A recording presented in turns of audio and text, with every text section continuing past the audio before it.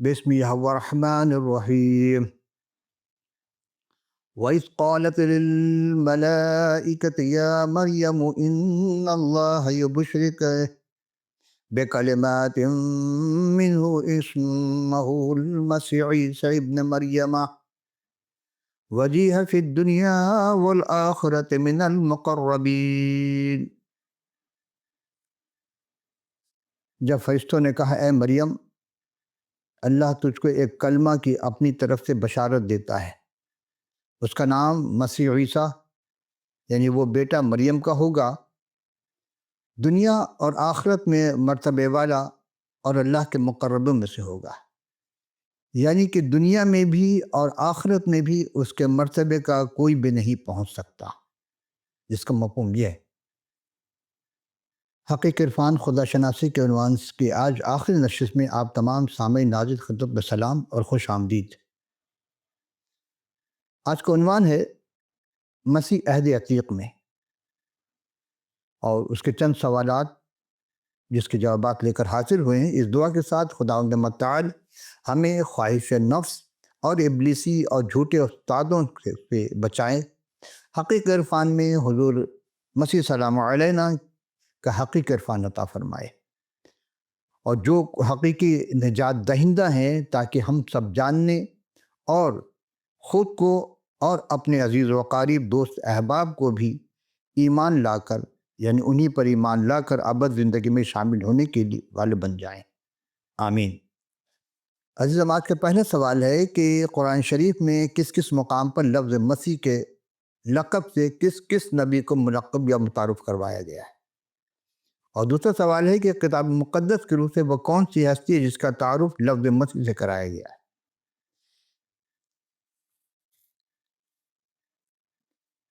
عزیزم، دونوں سوال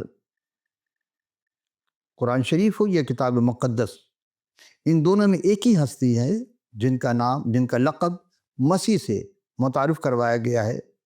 ان کا دنیا میں کوئی جسمانی باپ نہیں، جو روح القدس کے وسیلے سے پیدا ہوئے کنواری مریم کے مطہرہ بطن اطہر سے، اور وہ ہستی اس دنیا میں بغیر باپ کے آئے، اور آنے کے بعد 33 سال وقت گزارا۔ 30 سال کی عمر میں آپ نے تبلیغ کا کام آغاز کیا، مختلف معجزات ظاہر ہوئے ان سے، اور اس کے بعد پھر آپ کو صلیبی موت دی گئی، آپ کفن دفن دیا گیا، آپ دفن ہوئے اور تیسرے دن مردوں میں سے جی اٹھے، اور پھر واپس وہ صعود سماوی ہوئے، اور قرب قیامت وہی ہستی دوبارہ اس زمین پر جلوہ افروز ہوں گے۔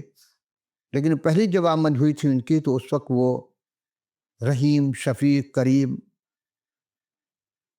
لیکن اب جب آئیں گے تو وہ رحیم، شفیق، کریم کے ساتھ نہیں، بلکہ وہ عدل کرنے کے لیے آئیں گے۔ سوال یہ ہے کہ مسیح عہد نامہ عتیق میں کس طریقے سے ہیں؟ بارہا یہ سوال کے جواب ہم دوبارہ دہرا رہے ہیں، ایسا آپ کو محسوس ہوگا، اور ہے، کیونکہ مسیح کے آغاز جو ہے وہ جناب موسیٰ کلیم خدا کی جو توریت مقدس کا پہلا سورہ تکوین، اور اس کے تیسرے باب کی 15ویں آیت سے آغاز ہو رہا ہے، جب خداوند متعال نے ابلیس سے کہا کہ تو نے کیا کیا، اور اس پر لعن طعن کی کہ اب تو تمام چوپایوں میں سے لعنتی ٹھہرا، اور اب تو پیٹ کے بل چلے گا اور اپنی زمین کی خاک چاٹے گا، اور تیرے درمیان اور عورت کے درمیان، تیری نسل اور عورت کے نسل کے درمیان میں عداوت ڈالوں گا، وہ تیرے سر کو کچلے گا، تو اس کی ہڈی پر کاٹے گا۔ اعزاز ذی وقار، یہ تو تھی پیدائش، دوسرے اور بھی ہیں، لیکن ہم یسائی نبی کا صحیفہ میں چلتے ہیں جو 800 سال قبل مسیح، لَإِنَّهُ وَلَدَ لَنَا وَلَدٌ وَنَعْتِ أَبْنَانَا وَلَتُكُنَّ الرِّيَاسَةُ عَلَىٰ كَتِفِهِ وَيَدِعُ اسْمَهُ عَجِيبًا مُشِيعًا إِلَٰهًا قَدِيرًا أَبًا أَبَدِيًّا رَئِيسَ السَّلَام۔ اس لیے کہ ہمارے واسطے ایک لڑکا تولد ہوا ہے، اور ہم کو ایک بیٹا بخشا گیا، اور سلطنت اس کے کندھے پر ہوگی، اس کا نام عجیب، مشیر، خدائے قادر، ابدیت کا باپ، سلامتی کا شہزادہ ہوگا۔ لنمرود الریاست والسلام علی انہا علی کرسیۃ داؤد وعلی مملکۃ لیصباتها يعدها بالحق وبر من الالان الى الابد غیرہ رب الجنود وتصنع هذا. اس کے سلطنت کے اقبال اور سلامتی کچھ انتہا نہ ہوگی. وہ داؤد کے تخت اور اس کی مملکت پر آج سے ابد تک حکمران رہے گا اور عدالت اور صداقت سے اسے قیام بخشے گا اور رب الافواج کی غیوری یہ کرے گی. عزیزاً، جس ہستی کا ہم ذکر کر رہے ہیں، سرنامہ کلام میں ہم نے سورہ آل عمران کی آیت نمبر 45 آپ کی خدمت میں پیش کی تھی. چونکہ پہلا سوال یہ تھا کہ قرآن شریف میں اس ہستی کون ہے جس کا لقب مسیح ہے اور کتنے مقام پر آیا ہے. چونکہ وقت کم ہے ہمارے پاس، لہٰذا ہم صرف آپ کو جہاں محسوس ہو کہ ہم اس کو عربی کے ساتھ ترجمہ کریں، ورنہ اردو ترجمہ کا اکتفا کریں گے، لیکن آپ کا حوالہ ضرور بتائیں گے. تو سرنامہ کلام میں سورہ آل عمران کی آیت نمبر 45، اذ قالت الملائکۃ یا مریم ان اللہ بشرک بکلمتہ، یعنی کہ فرشتہ یہاں جمع صیغہ استعمال کے، جبکہ ایک فرشتہ اس کے پاس آیا تھا. کتاب مقدس کے مطابق جناب مریم مقدس سلام اللہ علیہ کے پاس ایک فرشتہ آیا تھا اور اس نے یہ کہا تھا کہ اللہ تجھ کے کلمہ کی طرف بشارت دیتا ہے، اور منہ اسمہ مسیح عیسیٰ ابن مریم، اور اس کا نام مسیح عیسیٰ یعنی وہ مریم کا بیٹا ہوگا. وجہ فی الدنیا والآخرہ، وہ من المقربین، اور دنیا اور آخرت میں رتبے والا ہوگا اور اللہ کے قرب میں سے رہے گا. یعنی کہ کسی کو لقب نہیں دیا گیا مسیح ہونے کا. مسیح کے معنی مسا کیا ہوا، چھونا. پہلے زمانے میں بادشاہوں کو، نبیوں کو جب مسا کیا، جو کاہن ہوتے اس کو تیل سے مسا کیا جاتا تھا، وہ بھی مسیح کہلاتے تھے. لیکن ہم آگے چل کے اس پہ ہم تفصیل بتائیں گے آپ کو. عزیزان گرامی قدر، پہلی جو ہم نے آیت پیش کی تھی سورہ آل عمران کے 45 نمبر، وہ مسیح کے ولادت سے قبل کے بعد، اور یہ جو آیت ہے سورہ نساء کی 157 نمبر، یہ مسیح کے صعود سماوی کے بعد کی آیت ہے. تو اس میں یہ ہے کہ عام طور پہ یہ کہا جاتا ہے کہ ترجمہ یوں کیا جاتا ہے وما قتلہ وما صلبہ، نہ انہوں نے اسے قتل کیا نہ انہوں نے سولی چڑھایا. یعنی یہاں انکار ہے صرف. جبکہ ماں جو ہے، یہ لفظ جہاں کہیں بھی عربی زبان میں آتا ہے اس میں کیا اور نہیں دونوں کے معنی میں آتا ہے. کیا تم نے نہیں دیکھا؟ آپ جا کے جب سورہ فیل پڑھیں گے اس میں یہی ہے، کیا تم نے نہیں دیکھا کہ ہم نے ہاتھی والے کے ساتھ کیا سلوک کیا؟ اس کا مطلب دیکھا ہے. یہاں بھی وہی ہے. ما قتلہ، کیا اس کا قتل نہیں ہوا؟ وما صلبہ، کیا اس کو صلیب نہیں دی گئی؟ اس کا مطلب قتل بھی ہوا اور صلیب بھی دی گئی. وَلَكِنَّ شَبَّ لَهُمْ، اور تمہیں کس بات پہ شبہ ہو گیا؟ یعنی تم کس بات پہ حیران ہوتے؟ یہ 600 سال کے بعد لکھی جا رہی ہے. اب وَإِنَّ الَّذِينَ اخْتَلَفَ فِيهِ شَكٍّ مِّنْهُ، اور جن لوگوں نے اس کے بارے میں اختلاف کیا ہے، یعنی شک میں مبتلا ہو گئے، دراصل وہ شک میں مبتلا ہو گیا. شک کون کر رہا؟ پہلے والے یا بعد والے؟ جس زمانے کی بات ہے وہ شک کر رہے ہیں جو وہاں موجود تھے، یا جنہوں نے دیکھا ہی نہیں 600 سال کے بعد کہہ رہے ہیں ان کو شک ہوا ہے. ابھی آپ خود فیصلہ کیجئے کہ پہلے والے کر رہے ہیں یا بعد والے کر رہے ہیں. ما لهم به من العلم الا اتباع ظن، ان کے پاس بھی معاملہ کوئی یقین نہیں ہے، صرف محض گمان ہے. اب گمان میں کون ہے؟ جو اس وقت جب مسیح کو صلیب دی گئی، جب قتل ہوا یا جب دفن کیے گئے اور پھر مردوں میں سے جی اٹھے تیسرے دن، پھر صعود سماوی ہوئے، کیا وہ لوگ گمان کر رہے ہیں وہ پیروی کر رہے ہیں، یا وہ جنہوں نے جو وہ وہاں موجود نہیں تھے؟ پھر کہتے وما قتلہ یقیناً. اب انہوں نے جو ترجمہ کیا، انہوں نے یقیناً مسیح کو قتل نہیں کیا، لیکن جواب اس کا ترجمہ یہ ہے اصل میں کہ وما قتلہ یقیناً، یعنی کیا یقیناً مسیح کا قتل نہیں ہوا؟ اس کا مطلب ہوا ہے. اب ایک حقیقت ہے. آئیے ہم دیکھتے ہیں. اب اسی طرح سورہ نساء ہے، اس میں بھی مسیح کا لفظ آیا ہے، اور انما مسیح عیسی ابن مریم رسول اللہ وکلمتہ قیام الی مریم وروح منہ، بے شک مریم کا بیٹا مسیح عیسیٰ اللہ کا رسول ہے اور اللہ کا ایک کلمہ ہے۔ عزیزاً یہ چوتھا سورہ یہ نساء سے آیت نمبر 172، اس میں کچھ یوں لکھا ہے کہ لن یستنکف مسیح ان یکون عبد اللہ وللملائکۃ والمقربون، مسیح عبداللہ بننے سے ہرگز آر نہیں کرے گا۔ مسیح نے کہا کہ میں ابن آدم بھی ہوں اور عبداللہ بھی ہوں، اور نہ مقرب فرشتہ جو کوئی اللہ کے بندگی سے انکار کرے اور تکبر کرے، مسیح نے تو ایسا کہیں نہیں کیا۔ سورہ مائدہ 5واں سورہ یہ 17ویں آیت میں ہے لقد کفر الذین قالوا ان اللہ هو المسیح ابن مریم، بے شک وہ کافر ہے جنہوں نے اللہ کہا کہ اللہ تو وہی ہے، مریم کا بیٹا مسیح ہے۔ اور پھر اردو ترجمہ اس کا آگے جب جائیں کہہ دے کہ پھر اللہ کے سامنے کس کے بس چل سکتا ہے، اگر وہ چاہے تو مریم کے بیٹے مسیح اور اس کی ماں اور جتنے لوگ زمین پر ہیں سب کو ہلاک کر دے، اور آسمان و زمین اور ان دونوں کے درمیان میں سلطنت اللہ ہی کے لیے جو چاہے پیدا کرتا ہے، اور اللہ ہر چیز پر قادر ہے۔ بے شک ان اللہ علی کل شیء قدیر، اللہ ہر چیز پر قادر ہے۔ کیا مسیحوں کی کسی کتاب میں یا تحریر میں آپ دکھا سکتے ہیں کہ انہوں نے کہا کہ نعوذ باللہ کہ مسیح اللہ ہے؟ میری نگاہ سے تو نہیں گزری کہ انہوں نے کہا کہ مسیح اللہ ہے۔ ہم آگے چل کے اس بھید کو اور بھی بتائیں گے کہ ہاں کس کی کتاب میں لکھا کہ مسیح اللہ ہے اور مسیح کو اللہ کہہ کے پکارا جا رہا ہے۔ آئیے چھٹی آیت سورہ مائدہ ہے، آیت نمبر 72، لقد کفر الذین قالوا ان اللہ هو المسیح ابن مریم وقال المسیح یا بنی اسرائیل اعبدوا اللہ ربی وربکم انہم یشرکوا باللہ فقد حرم اللہ علیہ جنہ وما هو النار وما للظالمین من الانصار۔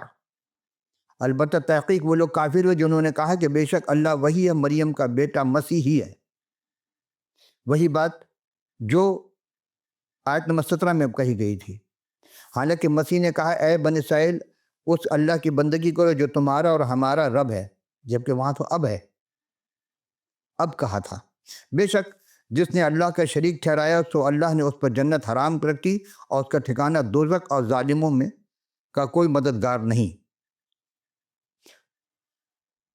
سورہ مائدہ ایک اور آیت ہے کہ وما المسیح ابن مریم الا رسول قد خلت من قبل الرسول وامہ صدیقہ کانہ لالکن اکولان الطعام انظر کیف نبین لہم آیات ثم انظر انی یکفون۔ مریم کے بیٹا مسیح تو صرف ایک پیغمبر ہے، اس سے پہلے اور بھی پیغمبر گزرے اور اس کی ماں سچی ہے۔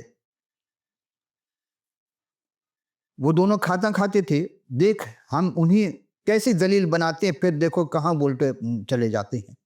عزیزو، اس آیت میں گویا یہ کہا جا رہا ہے، قرآن شریف ایک گواہی دے رہا ہے کہ حضرت مسیح کی مادر گرامی سچی ہیں، اور سوائے قرآن شریف میں سوائے مریم مقدسہ کے اور کسی خاتون کا نام نہیں ہے، کیونکہ قرآن شریف میں کسی اور ماں کا کوئی ذکر نہیں ہے، نام ہی نہیں ہے، اگر ہے تو صرف مریم کا ذکر ہے، یعنی کوئی اور ذکر نہیں کیا گیا۔ تو ظاہر ہے کہ جو بھی انسانی لباس میں آیا ہے وہ کھاتا پیتا بھی ہے، وہ بشر ہے، اور سوتا بھی ہے اور کھاتا بھی ہے، روتا بھی ہے وقت آنے پر، ہنستا بھی ہے، تو یہ تو بشر کی علامت ہے۔ لیکن مسیح میں دونوں خوبیاں تھیں، بشر والی بھی اور خدا والی بھی۔ خدا والی یہ خوبی تھی کہ وہ آنے واحد میں مریض کو شفا دے دیتے تھے، اپاہج کو بازو کو صحیح کر دیا، لنگڑے دوڑنے لگے، نابینا دیکھنے لگے، مردے زندہ ہو گئے۔ یہ تو مردے کو زندہ کرنا خدا کا کام ہے، اس رب العالمین کا کام ہے، تو مسیح نے کر کے دکھایا، اور بارہ آپ سن چکے تھے۔ اب آئیے سورہ توبہ آیت نمبر 30، وقالت الیہود عزیز عبد اللہ وقالت النصارى مسیح عبد اللہ ذلك قولهم بافواہہم یدعون قول الذین کفروا من قبل قاتلهم اللہ انا یکفون۔ اور یہود کہتے ہیں کہ عزیر اللہ کا بیٹا ہے۔ عزیز یہ آیت بھی ہم نے بارہا آپ کی خدمت پیش کی اور سن چکے ہوں گے، اور بڑے بمانگ دوہل کہا جاتا ہے کہ ہاں دیکھو یہودی جو ہے وہ عزیر کو اللہ کے بیٹا کہتے تھے۔ سوال یہ پیدا ہوتا ہے کہ یہودیوں کی کسی بھی کتاب میں آپ دکھا سکتے ہیں، تالمود ہو یا مشنا ہو یا دیگر کوئی بھی کتاب ہے، یہ مشرکانہ الفاظ تو ان کے ہے ہی نہیں. وہ تو موحد تھے پہلے سے، وہ توحید پرست تھے، وہ وحدہ لا شریک پہ ایمان رکھتے تھے. پھر وہ کیسے کہیں گے عزیر خدا کے بیٹا؟ اور عزیر نام کا کوئی نبی کتاب مقدس میں ہے نہیں. اب آپ نے کس نبی کو عزیر کہہ کے پکارا ہے یہ اس کا پتہ نہیں چلتا ہمیں. اور وقالت النصارى مسیح ابن اللہ، اور نصارہ کہتے ہیں، ان عیسائی کہتے ہیں مسیح اللہ کے بیٹا ہے. نصارہ کو آپ یہاں عیسائی کہہ رہے ہیں. چلیں، نصارہ مدد کرنے والے کہہ رہے ہیں کہ عیسیٰ جو ہے وہ اللہ کا بیٹا ہے. یہ تو کہا ہی نہیں کبھی. ہم اس سے پہلی بھی آیت میں آپ نے کہا کہ مسیحوں کے یہاں کبھی بھی انہوں نے نہیں کہا کہ مسیح اللہ کا بیٹا ہے. الفاظ پہ غور کیجئے گا، انہوں نے تو لفظ کہا ہی نہیں کہ مسیح اللہ کے بیٹا ہے. وہ کیسے کہہ سکتے ہیں؟ یہ سوچئے گا کہ انہوں نے یہ لفظ کہا نہیں ہے کہ مسیح اللہ کے بیٹا ہے. پھر ذالک من قول بافواہہم، وہ کہتے ہیں یہ ان کے منہ کی باتیں ہیں، اور کافروں کو کسی باتیں بنانے میں جو ان پر پہلے گزر گئی اللہ انہیں ہلاک کرے گا. بے شک جو بھی شرک کرے گا خدا تو ان کے ہلاک کر دے گا، چھوڑے گا نہیں، جہنم میں ڈال دے گا. سورہ توبہ کی آیت نمبر 31 اسی طرح ہے، اتخذ احبارهم ورهبانهم اربابا من دون الله والمسيح ابن مريم وما امروا الا ليعبدوا اله واحد لا اله الا هو سبحانه عما يشركون. انہوں نے اپنے عالموں اور درویشوں کو اللہ کے سوا خدا بنا لیا ہے. کنہوں نے؟ اور مسیح مریم کے بیٹے کو بھی، حالانکہ انہیں حکم یہی تھا کہ ایک اللہ کے سوا کسی کی عبادت نہ کرے، اس کے سوا کوئی معبود نہیں ہے، اور ان لوگوں کے شریک مقرر کرنے سے پاک ہے. یہ تو سراسر بہتان ہے جو آپ کہہ رہے ہیں. حالانکہ قرآن کی باتیں ہیں، عالموں کو اور درویشوں کو کبھی بھی مسیحوں کے یہاں خدا نہیں کہا، اللہ نہیں کہا، نہ اللہ کا بیٹا کہا. اب بتائیے کہ کس فرقے میں ہے، اسلام کی کس فرقے میں ہے جہاں مرشد کو سجدہ کیا جاتا ہے؟ وہ تو درویش ہے. ان کے آگے مزاروں پہ بھی بہت کچھ ہوتا ہے. یہ میں نہیں کہہ سکتا، لیکن آپ ہم سے زیادہ بہتر جانتے ہیں. تو یہ سراسر بہتان ہے. ویسے عالموں اور درویشوں کی پرستی کون کرتا ہے یہ آپ ہم سے بہتر جانتے ہیں، حتیٰ کہ سجدہ تک کرتے ہیں، جبکہ ایسا نہیں ہونا چاہیے. سجدہ صرف خدا کو ہے اور اس کے سوا کسی کو سجدہ نہیں. آئیے ہم دوسرے سوال کی جانب چلتے ہیں، جو کہ کتاب مقدس کو لفظ مسیح کے کیا معنی اور وہ کون سی ہستی جس کو مسح کیا گیا. خاص کر لفظ مسیح اور خاص مسیح سے تعارف کروایا گیا. دیکھیں جتنے بھی انبیاء آئے کتاب مقدس کو، مسح جو ہے پرانا عہد نامہ 30 اور نیا عہد نامہ 7 مقام پر، کچھ 37 اور قاموس الکتاب کے مطابق صفحہ نمبر 908 کے مطابق عبرانی زبان میں لفظ اصل ہے ماشخ، میم الف شین خا، ماشخ، جس کا بنیادی معنی ہے ہاتھ پھیرنا. اور یہ لفظ جب عربی میں آیا تو الف ہٹا دیا گیا اور شین کی جگہ سین لگا دی گئی، اسی لیے مسح ہو گیا. وہ مسح تیل سے بھی چپکایا جاتا ہے، تیل سے مسح کیا جاتا تھا، روٹی میں لگایا جاتا تھا چپڑی ہوئی تیل. ہارون اور ان کے فرزندوں کو، کاہن کو مخصوص کرنے کے لیے مسح کیا جاتا تھا. خروج 29 باب کے 2 آیات میں ہے. اور اسی طرح احبار میں ہے کہ خمیری روٹی اور گردے اور تیل کی چپڑی ہوئی چپاتیاں. لیکن جہاں بھی مسح آئے گا اس کے معنی یہ ہے کہ تیل سے مسح کیا گیا یا ہاتھ پھیرا گیا. اور جب دیکھیں گے مسح کے 3 قسم ہیں. ایک عام مسح مذہبی رسوم میں بطور دائی اور خوشبودار مسالے مننا، اور ایک عام دستور پر یہ بدن کی آرائش اور سنگھار کا طریقہ ہوتا تھا. دوسرا ہے کہ ماتم کے وقت تیل کا مسح کرنا بند کر دیا جاتا ہے. تیل کا مسح منع کرتے، تیل کا مسح نہ کرو. اسی طرح دیکھتے ہیں کہ مہمان نوازی میں تیل ملنا عزت اور خوش آمدید کا طریقہ کہا جاتا تھا. اور لوکا نبی نے کہا، لوکا رسول کی معرفت لکھی گئی انجیل کے 7ویں باب کی 46، تو میرے سر میں تیل نہ ڈال مگر اس نے میرے پاؤں پر تیل ڈالا. یعنی اس نے تو تیل نہیں ڈالا لیکن اس نے عطر ڈالا. یہ مسیح کے اس صلیب پر صلیبی موت سے پہلے کی بات ہے، ایک رات کی. اسی طرح زبور نویس کہتے تو میرے دشمن کے روبرو میرے آگے دسترخوان بچھاتا ہے. مرقس کے 14ویں باب کی 8ویں آیت میں جو کچھ وہ کر سکی اس نے کیا، اس نے دفن کے لیے میرے بدن پر پہلے ہی عطر ملا، یعنی کوئی بھی چیز ملنے، تیل ہو عطر ہو، اس کو مسح کیا جاتا تھا۔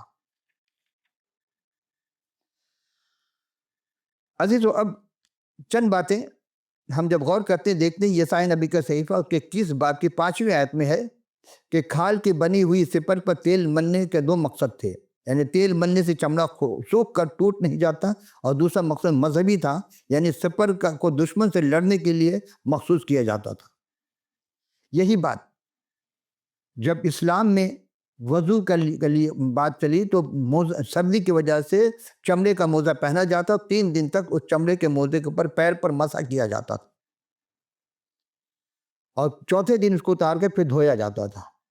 جبکہ اگر آپ سورہ مائدہ کی آیت نمبر 6 دیکھیں گے تو اس میں یہی ہے کہ وَامْسَحُوا بِرُؤُوسِكُمْ وَأَرْجُلَكُمْ إِلَى الْكَعْبَيْنِ، اپنے سر کا پیر کا مسح کرو، لیکن پیر دھوتے ہیں۔ بادشاہوں کو مخصوص کرنے کے لیے مسح کیا جاتا تھا، نبیوں کو مسح کرنے کے لیے مسح کیا جاتا تھا، کاہنوں کو، کاہن کے اس رتبے تک پہنچانے کے ان کو تیل کا مسح کیا جاتا، سلمان اسلام کو مسح کیا گیا، یاہو کو مسح کیا گیا، خدا کا ممسوح جو تھا اس کو مسح کیا گیا۔ اس سے مراد حکومت الہی کا، خدا کا چنا ہوا بادشاہ کہا گیا۔